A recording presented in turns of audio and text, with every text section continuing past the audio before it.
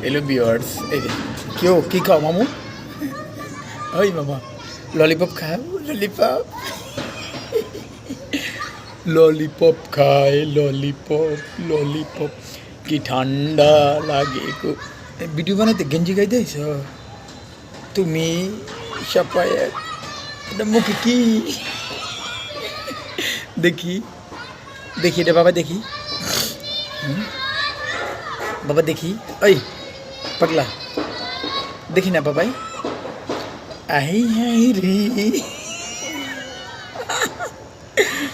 Lollipop খায় সাপায়ের ঠান্ডা।